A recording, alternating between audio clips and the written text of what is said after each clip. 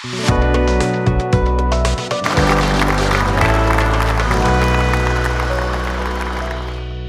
I'm going to start by giving a disclaimer. In as much as I've known this is my first TEDx experience as a speaker, I would like to say that whatever I'm going to say here today does not mean I am a motivational speaker. So don't see me on the way and say, Hussaina, come and motivate me. I am a writer, and what I do mostly is to say I give stories, because whenever I am communicating with anyone, I always chip in my personal experience. So I'm going to start by giving you the bullets of my story. Now, my story is about a 16 years old girl who felt the whole world revolved around love. She was so selfless that she felt everyone loved her, and she also loved everyone in return. My story is also about a lady who was 23 years old and got married to someone that she loved and, of course, also loved her.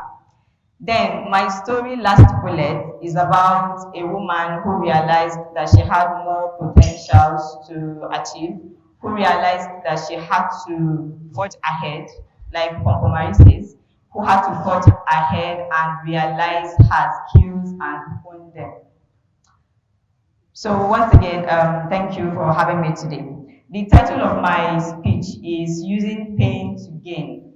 And it's very important for me to define what pain means here. I'm not saying you have to have bruises, you have to bleed, you have to be hopeless for you to be in pain. Pain can come in different ways, be it in marriage, you had failure in it, be it you being on TEDx stage and you fumble or fall down and cry. These are all pain. However, what's mostly important is for you to know that when you are pained, what's mostly important is for you to plan to forge ahead in order for you to gain. Now, I am going to delve into my story. And I am going to not really delve on the painful aspect of it, but I'm going to tell you the gains that I got from those pains. My marriage of 2 years, 10 months that hit the block gave me one of the most gorgeous prizes that I have in the world, my daughter Hanifa. So that's my first gain of my pain. The second gain is affirmation for personal development. Now, what this is trying to say is, I remember when I had to summon the courage to see a therapist online, actually, because I can't meet a therapist in person, because I always feel people, due to my experience, I always feel people one way or another will betray your trust. So I had to meet a therapist, and the advice he gave was, he said that you need to remarry you so that all the pains that you experience will come to fruition and you'll be happy at long last. But then I remember what Stacey Francis said in CBNC, Consumer News and Business Channel.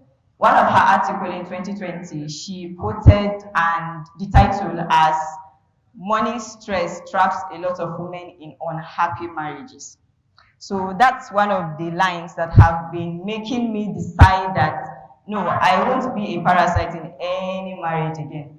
Now, I'm not saying when you are completely dependent on a man or a woman in a marriage, you are a parasite. No, it's not general. But for me, I am going to say one of the gains I had is for me to believe that in every relationship, be it in marriage, be it as friends with someone, it has to be symbiotic and not parasite.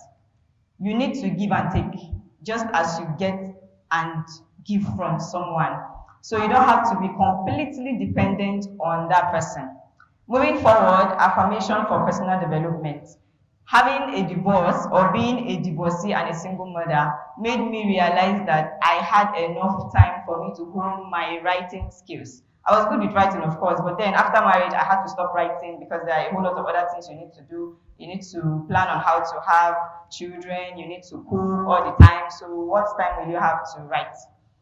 So I had to hone my skills, and this made me experience working with 4 very good online news websites. This is part of those ways I personally developed myself by affirming that I actually had a pain that I needed to forge ahead from. Now, the next gain for me is, please, you can just clap for me so that I won't forget what I want to say. The next one for me is appreciation of girl child education. Now, before I start, I need to say this clearly. I am not a sexist. That's why when my profile was being read, it says I advocate for education for every child. I don't advocate education for a particular gender more than the other. However, we need to understand that in this part of the world where we are in, there are a lot of families that feel when you educate the girl child, you don't really get feedback from it because she'll end up getting married, she'll have children, she won't really work with the certificate. But trust me, for my case and for cases that I've seen, education have been a very great stepstone for me. I won't be here if I am not a graduate. I'm sure of this. The reason is because immediately after my divorce in 2020, in October 2020, I had to go for NYSC. And in NYSC, you are given stipends which are called allowance every month. Now, when I was married, I was completely dependent on the person I was married to. So this gave me a stress because I knew for sure that I had financial insecurity. So if I left then, since I left the marriage and I knew I had nothing I was going to do, I knew there was no way job is going to come easily for me. Trust me, NYSC actually helped me in sustaining myself for 12 months. And you don't go for NYSC except you are a graduate. So this is one of the gain of educating a girl in Nigeria as well as in the world. Then let's talk about Yobe State. It's not just Yobe State, Nigeria, America, the world at large. We have a lot of divorcees. Even though sometimes some might shield away from saying I am a divorcee or not, I feel what is mostly important is for you to understand that you are a divorcee. Come to admit to yourself that I have this title, but what am I going to do to develop myself personally as well as impact the society? Which is why I will say to an extent, I'm proud of myself. I did not personally develop myself for myself, but I did it because I felt that a whole lot of other people that are going to learn from me. And this is why I teach public speaking. It's not because I am good with it, but it's because I am still honing the skill and I need other people that will learn from the grassroots that I started from. Now, in terms of Yobe State, we know it's not just Yobe. In Northeast, we have experienced a long span of insecurity. But for us to have a forge ahead theme, it means there are people that came to sit down on a round table or a rectangular table. It depends on the kind of table that you have in Yobe State. We have those people who are youths. Youths can be young or old. They sat down and said, okay, since we have a pain, which is insecurity, how do we forge ahead? And this is why we have TEDxPompomari. This is one of the ways through which Yobe State gained from their pain. So no matter what you are passing through, whether you are a divorcee, whether you are a father, whether you are a mother, whether you are a student, if you have not, if you don't gain from your pain, you realize that you lost all the confidence that you have. So I hope that you will learn from each and every pain that you have, because pain is like the Nigerian government.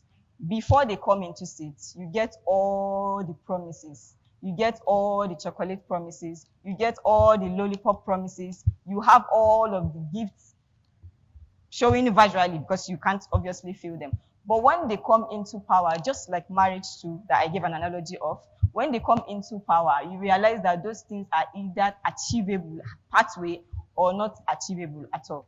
But what's mostly important is for you to know that I need to grow from my pain. I need to forge ahead, just like Pompomari is telling you. You need to forge ahead and use your pain to gain. Thank you very much.